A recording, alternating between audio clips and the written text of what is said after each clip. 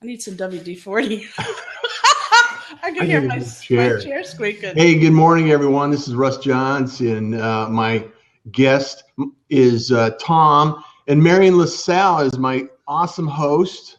Good morning, Marian. How are you doing today? Good morning. Fantastic. We're on Future Media TV, and we talk about different things in, you know, marketing ideas at work. This is the series, and we're just excited to have Tom join us. Tom's from Minnesota. He's been in nutrition for years.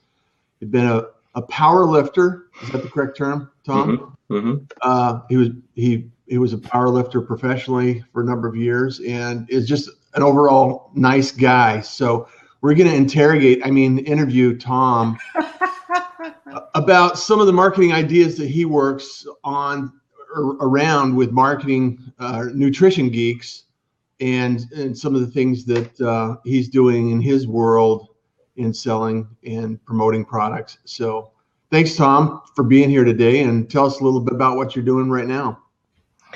You know a lot about this because we work together a little bit, but what we've done recently is we've integrated a lot with Amazon. But I think I don't know, a lot of the people that watch your show probably advertise informational products, and since we advertise regular products and a commodity-based item, then our marketing approach is a little bit different. And so I thought that might be kind of interesting to talk about. I would love to talk about that. Yeah. What do you think? You know, I love the fact that we can talk about marketing ideas in the real world and online. When I say the real world, I mean real world marketing, because your customers are online as well as, coming in off the streets, right? Yeah. We don't have the brick and mortar anymore. We used to have 3 brick and mortar stores, and we went away from that and strictly online. But we still do have walk-in, but it's pretty small compared to what it used to be. We've been online since we've been selling nutritional products online since '97. So the first website we had a product listing, but I think one of the ways that I was talking to Russ about this, and I don't see enough of it, is split testing pages. Oh, Yeah. People are afraid of it. It's too much work. I don't know how to do it. Yeah. And it's pretty easy. It used to be more difficult, but it's pretty easy. There's a lot of tools like Visual Website Optimizer and Optimizely, and there's quite a few tools out there, and it's super important to split test your pages. Well, one thing that really resonated with me that Marian, I've discussed with Marian, Tom, is the fact that when you said, a lot of people don't allow the test to run long enough to actually gather critical information. And I'd like you to kind of talk a little bit about that, because, I'm the squirrel, shiny object, just, okay, that didn't work today, I'm going to go do something else tomorrow. And it's really not long enough. And so maybe you could walk us through the thoughts and the philosophies that you've acquired over the years of testing on Amazon and online, and some of the experience that you've had about that. Yeah. And I think one of the reasons that I think, we were drawn to it so much is because we're selling commodities. I mean, like a few pennies here or there, either direction, can make or break us. I mean, we've always said that we make our money in the cracks, or we lose it there. It's right. And so, you have to pay attention to everything. And with split testing, what it allows you to do is I think people look at a page and decide that they like it, and why they buy from it, and they assume that everybody else would do the same thing. And right. I think, and that makes for a good starting point, but I've been wrong so often that I don't trust my own judgment. I still use it as a starting point. But if I started a new project, you have to realize that you're looking at the traffic that comes in, the conversions, and then repeat business. And those are really your 3 areas of focus.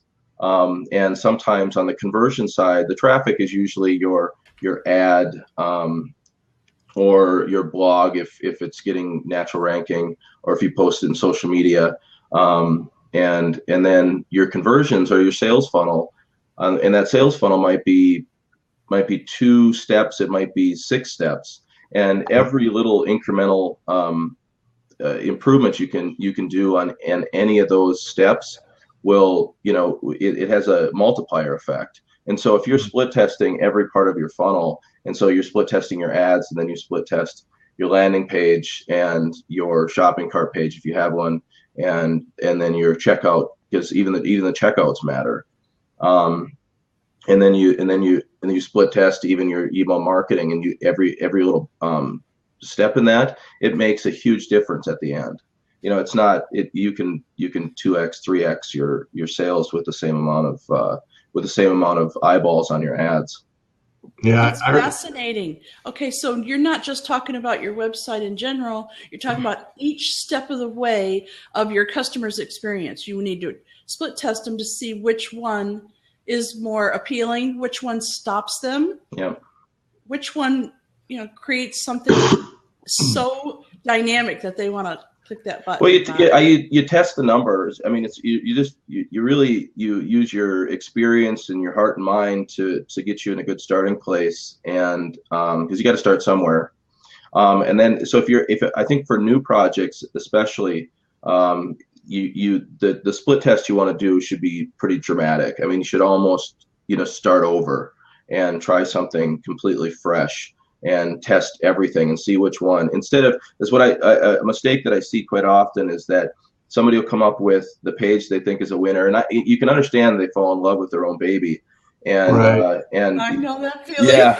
well, you work really hard on it, and you think about doing it twice is a lot of work, but sometimes you can really hit the mark. And what you don't want to have happen is that you decide that you're going to push traffic to a certain page, and you haven't really had any transactions on that page. It's more of an idea, so it's a proof of concept, and then you don't get the results you want, and you decide that the whole concept is garbage, and you throw the baby out with the bathwater.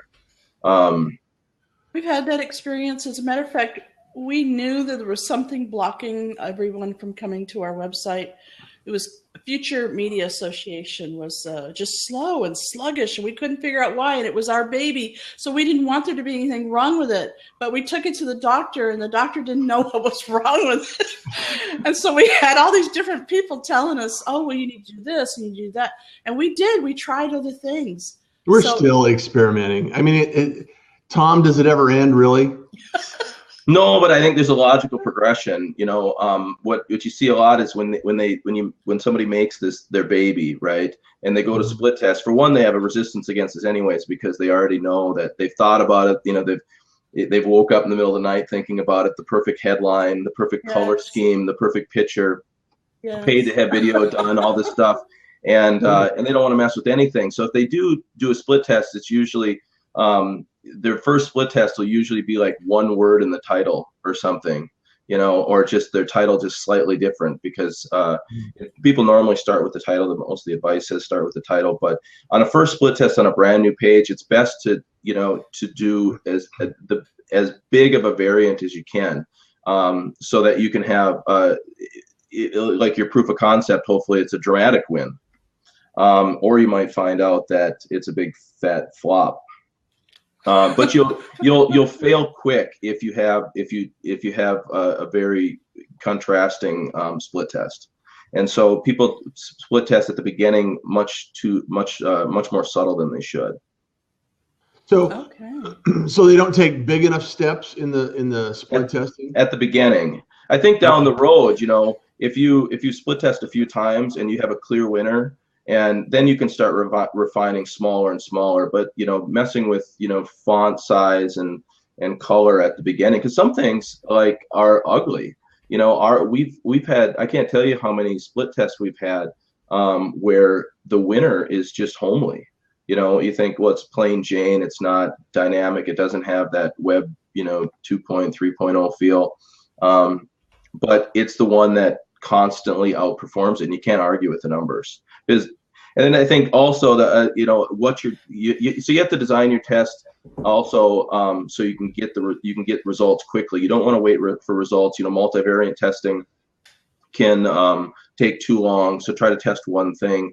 And then a lot of times, if people will always have their conversion as their ultimate conversion, like their sale. And if you can have two goals, as far as, a small goal, which might be just to make it to the next step in the sales funnel, and then a bigger goal as, as either, putting something in your shopping cart or actually purchasing, then you can get a better idea. Because I've seen tests where you can get a high conversion to the next page, but still a low sale. Because you can push people to the next page sometimes. So sometimes it has conflicting information, but if you can find a certain amount of correlation, then you're on the right track. But if how much plays into a design? I always wonder about this design versus navigation. I was just thinking that, Russ. We went after something look cool. We want people to know that we are the in happening thing, but we didn't pay as much attention to function, maybe. Right. Well, sometimes the slick design confuses people that are looking, like you said, Tom. That's exactly what the happened. Most homely layout converted the highest. It's like, why is that? Is that because more people are familiar with what they need to do on the page, or no idea? Is it just never thought simplicity? About it. I don't know. Here's another direction I want to take this, and we've kind of touched base on this in different conversations. And Marian, I want to hear your view on this as well. I see a lot of people starting to do super niche sites, where the site itself is essentially there for a single purpose. There's no confusion as to what it is. It's a landing page that says, okay, here's an ebook that tells you how to do, grow a garden on your patio, right? So there's in Nutrition Geeks, you probably have thousands of products, and where a landing page with a single product is just the opposite of that. Would that still be open to split testing, and how, because you could split test, you could have 5 sites with the same exact product and maybe different, elements of the same thing, and test very quickly with that. What are your thoughts about that, Tom? Well, I would have them on the same site, and then use like split testing software to drive, because you can just have 50. You can set the software so you can only drive like 20% of the traffic if you want to. If you have a real big winner, then you drive a smaller amount. But most of the time on a split test, you send half your traffic, cookie them to one page and half to another. Okay. So you have it on the same site, and you just test all the different areas of your sales funnel. Split test everything. It should always be testing. And I think it's really important to test these niche sites just as much as it is a site like ours. A site like ours, there's a place for it, but when we first developed the site, it was the only way to go. Like, niche sites didn't work 10, 15 years ago, because one of the biggest things was trust. So you had to establish that people didn't like to put their credit card in, and so the first thing people want to know you look established, that they feel comfortable, especially if you're not a household name. If you're going to Best Buy, or if you see some big company that you recognize, then it's not an issue. But if you have to compete head to head with those guys, and and you're comparable on price, then they're going to go with who they trust. And nowadays, I think that trust factor, people have changed so much. I don't want to say that all the ones that didn't trust died out, like that it normally happens, but we haven't died out, but we've changed quite a bit. And so with things like people getting used to PayPal, it's not difficult for people to put their credit card online anymore. Right. That's not the friction that happens when you go to purchase something. No, it used to be a huge amount of friction. I remember we've tested, security seals, exhaustive. Ridiculous amount of testing on security seals. And now, we'll probably remove all our security seals in the next, 6 months, for the most part. I mean, everybody just assumes that, they know how to look to make sure a page is secure when they go to a checkout, and they know their computer's going to warn them if it's not. They don't have to look for the little Norton symbol anymore. But I'm going to test it though. I'll see, before we remove them that it tests out that way. Maybe I'm wrong. Could be, but I don't think they're as important as they were. What are your thoughts, Marian? Wow, I'm so glad you mentioned that. You're talking about things that I'm noticing, but I'm not bringing to my awareness. I'm so busy, building my website and trying to do what I need to do and running my business that I'm not even conscious of what you said. But it's true. Now that you said it, I'm noticing that. Now you'll notice it even more. Yeah, I don't even worry about whether I put my credit card in. There's no thought about it anymore. Right? Oh, it's so true. No, it changes the way we do business. I mean, so, it lets us get away with a lot of things. There was 10 years ago, you couldn't throw up a landing page, and take credit card orders the same day. Nobody buy from you, and now it happens all the time. So I love those little niche sites now. So you talked earlier about some software that you can get, and I put it up on the sidebar if anybody wants to check it out. You mentioned two. I only caught one. What was the other one? Optimizely, and there's another one, Tom. Yeah, Visual Website Optimizer. So I think it's under VWO. If somebody types in, let me see, I think it's at VWO.com. Yeah, and that's a nice piece of software. And they have, I think they have a trial. I'm not affiliated with them at all, but they have a trial. You can do 30 days and 1,000 visitors. No excuse. No excuses at all. For not testing. No, it's simple. It's a little piece of code, and you can set up your goals in different ways. Most people are familiar with goals now, so you can get in a little more complex coding where it actually takes the cart value and things, especially if you have a lot of products. But otherwise, you can just set your goals. 1 goal, 2 goal, and then use. It'll have built-in, win-loss, but I like to use. There's a lot of little split test calculators. If you just Google split test calculator, you'll find some nice little handy split test calculators and play around with them, because it gives you an idea of what kind of threshold, how many numbers you need. Generally, you need about 30 conversions, whatever your conversion is. That's why I say you most of the time if you can select more than one goal, but if you if you have to select one, then do one that's a little bit higher in the funnel, so you can hit that conversion quicker, so you can get on to the next test. You don't want to be running a test for a year. Heck, the game changes in a year. Right, it changes in a month. Oh my goodness. Yeah. So I want to talk about that a little bit, Tom. Since you started in 95, and you've seen a lot of transition on the online world and e-commerce in general. Looking back, what's been the biggest changes that you've noticed that have made an impact on your day-to-day activity? There's gradual changes. Just more people are using it. More people are online. More people are used to buying online. So it's these gradual changes. And then for us, because we're in a very commoditized space, things like Amazon was a quantum shift.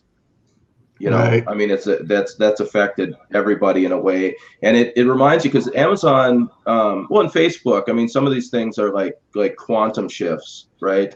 And I think Instagram and Blab is, I think it's trying to be, we'll see if it does it. I mean, it seems to hit a threshold and it pops, right? Right. And so Amazon, but what Amazon taught us is that. That things can change dramatically. I mean, it just your whole landscape can change. Because we were on Nutrition Geeks, we were kind of a mid-tier company. We weren't the smallest, and we certainly weren't the biggest. We weren't the 800-pound gorillas, but we knew who they were. We knew how to compete against them, and things changed so slowly that we could always adjust. Amazon just changed the whole game, almost overnight. Well, probably not, but it seemed like overnight. Yeah, I think it wasn't overnight, but I think I ignored it for a long time. Like they were just another player, and they went from being an 800-pound gorilla to, I don't know, Godzilla or something. or who's King Kong? Yeah. And then you're like, then you have to play ball. And so that's been a huge shift. Yeah. So if you had to start over today, what action and activity would you focus on? Wow. You mean if I had to start over, and I'm living in today's world, or I had to go back to like 97 and build a website? If you landed in town today and everything you had right now, except your knowledge was, if I had to start over? Yeah, you had to start over. What would you? I mean, that's a great kind of an idea, because there's 7 billion people on the planet, and half of them are on the internet, and even more on smartphones. And for me, and what we share in Future Media Association, and Marian and I teach, is the fact that we're at an intersection. No place in history has this taken place. Yeah. And so this is a huge shift in everything we're doing, and people can start to develop a business online and with very little resource. Right. So I'm just kind of, and I haven't really given this a lot of thought, so I'm just going to kind of shoot from the hip. Sure. But, that's what I'm looking for. Yeah. Because I'm so entrenched in the business we have right now, a lot of my time is divided, so it's kind of preventing me from doing what I'm saying I do. But if I had to start over fresh, then based on the, just how the internet operates right now, I think I'd pick a fairly narrow. I try, because I'm like you, like I have a lot of interest, so it's hard for me to like really commit. But I try to pick a pretty narrow focus, and then specialize, and then put out daily content. Daily content's where it's at. You've heard me talk about like that Casey Neistat. Yeah. He's my favorite YouTuber. And he had a presence before, but he started a daily vlog just a year ago. If you haven't seen Casey Neistat, go to Casey Neistat on YouTube. You'll be hooked, right? Spell his last name for me. I'm dyslexic. You're asking a lot. I'm sorry, but I want to type it in so everybody can I just don't want to butcher it here. It's Neistat. So Casey, Casey. And check him out on YouTube. Yeah, not affiliated with him either. But no, he's my favorite YouTuber. But he had like 500,000 subscribers like a year ago, before that he'd been on YouTube for 5 years, right? And he had some big viral videos, and he still only had 500,000 subscribers. And a year ago, about 4 days ago, he started daily vlogging, and now he's up to 2.5ve million subscribers. Oh, okay, that's all it. right. Really, yeah. That's it, Russ. Not that everybody can do that, but well, that story's over and over again. That daily content now, because so many people are online, right? Yeah. We're not talking about 100,000 people, and you have to have a chunk of that. We're talking about billions, right? And you need about this much that resonate with what you're all about, to have a full-time business. Well, when we first started out on Blab, we were on every day. We did a show every day, and I have to say, it's not an easy task to show up every day and have a conversation, because you got other things going on. Yeah, I mean, life happens in between, right? And with a show like this, you can't. Well, I guess you could batch it, but the platform with Blab is more conversational, and that's what we loved about it, and that's why we selected this platform to work from. Is because we both had podcasts in the past, where we could batch 5 shows on a weekend or a weekday, and then drip those out over a few weeks, so the workload wasn't necessarily live, and everybody seems to love live. I mean, we want that. Yeah. Well, live streaming it's definitely picking up interest, and there's a lot of reason that creating content with live video, we can repurpose this over and over and over again, right? It doesn't go away. Right. So there's, like Casey, we could do this on a regular basis, throw it up to YouTube, kind of put a twist on it, send it out again. And I would love the idea of being able to make that transition into 2.5 million viewers, right? But you hear that all the time, where these guys really don't. They're not really hitting their stride until they commit to daily content. That you can't do the monthly anymore. You can't do the, every 2 weeks, every week. No. You just can't do it. It is a lot of work. I mean, I think people don't understand just how much work it is. I used to write quite a bit. That's a lot for a dyslexic, right? But that was what you had to do. And it took me a lot. It was too much work. I couldn't get to my other work. I couldn't do it. And if I had to start over, I think it would be, like video or podcasting, find some area that really interests me, and just try to find people that were interested in it, and just, pound it. To get traction's got to be tough. But there's so many opportunities now with different social media. I mean, this blab is in its infancy, just a baby. Yeah, it's a baby newborn. I mean, even YouTube isn't mature. Some of this stuff, it seems like it's been around forever, but we haven't even begun to see what it's capable of. Well, we have we're anticipating a lot, because we're developing shows. Just this week alone, we'll have 10 shows that we'll be producing, and we want to produce other shows for other people, because having that, we can have a 30-minute conversation, and we can turn the content into so many more things, right? It's like sitting down to a blog. You have to sit down. A blog takes a lot of time and effort, and the links and everything go along with it. And so, it's just, this is easier for us. I mean, it's still work, but it's easier for us to do this together and create content that's valuable for others, so we really feel it's a great way to go. So what's the next step for Tom? What's Tom and Nutrition Geeks going to do in the next 12 months? What's your goal? Yeah, with nutrition, I have some other projects that we have a website called What's My Food Intolerance. That's more like a niche site, right? And so I want to play around with stuff like that. I want to work into some subscription space, because that's the way to go. And I'm going to do that in a couple ways with some subscription sites, and then also add a subscription element to Nutrition Geeks, which is also something that wasn't available like 10 years ago. I mean, you could do it, but people hated it. People hated the idea of a subscription-based product, because I think there was so many, how you order that like over the TV, right? You order like one bottle, and then the subscription, like, you can't cancel. They just, and so people are so afraid you're going to send them like a $30 a $30 bottle of vitamins like every month for the rest of their life, and they have to like cancel their credit card. And that's changed. And so now, things like Amazon Prime has taught people. That's where Amazon has helped us. They've conditioned people and to say, what, subscription's good. So that's fantastic. That subscription's the way to go.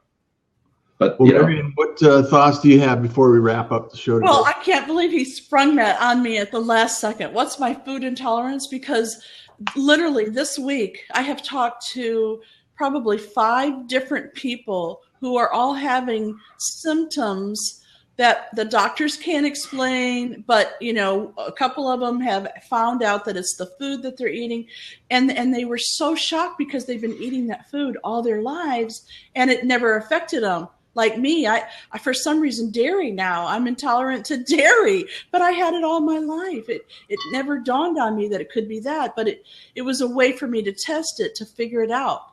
And so I can't believe you sprung that. You have to come back now. Sorry. I could do we could do a whole show on food sensitivities, but that might be different from your audience. Tom, then you have a blood test as well? It's a blood test. Yeah, it's a pretty comprehensive test, and there's other tests like it, but they're not the same. Yeah. So we'll have to have you back on and talk about that specifically, because that's an area that people are really starting to become aware of, and what it, what they're putting in their bodies isn't necessarily the best thing for them, right? Which is ironic, since there's never been a time when there's been so much crap out there for us to eat. Right. It's endless. It's well, so in fact, you have to work pretty hard to eat good nowadays. I mean, you can't walk into a convenience store and eat well. You can't walk into a grocery store and eat well. Whether it's now we're getting down a different trail, but I try to stick to the outside of the grocery store, to say the least, and still that's not even safe. So you have to work pretty hard to eat well, and that's kind of sad. Yeah, it is kind of sad. Well, it was a pleasure meeting you, Tom. I can't wait to find out more. And I'm surprised that Russ has kept you a secret for this long. So, well, I have lots of secrets, man. Yeah. Well, I appreciate it. It was a lot of fun. And I'm well, Tom, back and talk anytime. As always, it's a pleasure to talk to you and catch up and dig a little bit into what your history is. I mean, essentially, you've been online since '95, right? In some capacity, but mostly since like '97, yeah. But I mean, our first website was really just a list and a phone number. Yeah. I mean, a pioneer in the internet online world. Yeah, you'd think I'd be further. If anybody here just came in or you missed any part of this, don't worry. We have a replay. We have all the replays on futuremediaassociation.com. You can't miss it. He gave us some golden nuggets. Yeah, it's awesome. And the replay will be up in at any time. Well, right after this, right, Marian? Yep. It renders and it's up. And then we also upload it to YouTube. So if you're partial to YouTube and you want to go there, you can go there. And there you go. And real salt and pepper it out there anywhere you could, so you don't have to go search for it. So there you go. Cool. Thank you. Well, Tom, thank you so much. Marian, thank you. Have a wonderful day, and we'll catch you in the next episode. Thanks. It was fun. Okay. Have a good day. Bye-bye. Bye now.